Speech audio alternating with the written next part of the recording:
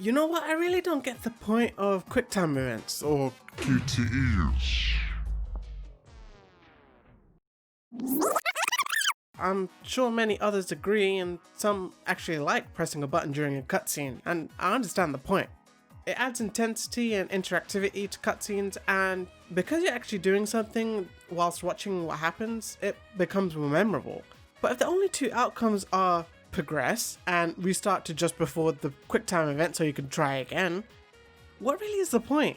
QTEs serve no purpose gameplay wise other than reaction time, and even then there's such a big room for error that someone like me who hardly pays attention to anything beyond 2 meters in front can still pass through these events with no problem. If you're going to add QTEs to your game, at least make the fail state extremely worthwhile to warrant actually failing one. It could be anything from leading to an interesting chain of events that lead to a different outcome, or it could just slightly punish the player by taking away a bit of their health or making whatever QTE attack they were doing less effective on enemies.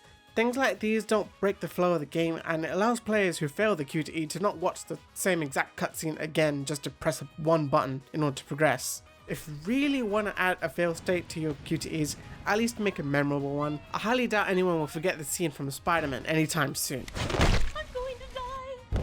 Whatever you do, do not do what Marvel Avengers did and make QTEs literally unpassable. Instead of having a success and failure state, they literally just threw away the failure state and was like, oh well, if the player doesn't press the button, I don't know, just stop the game. If you want QTEs in your cutscene, fine. But if you don't even give the player the option to not press a button during the QTE, then there's absolutely no point in including it. Send tweet.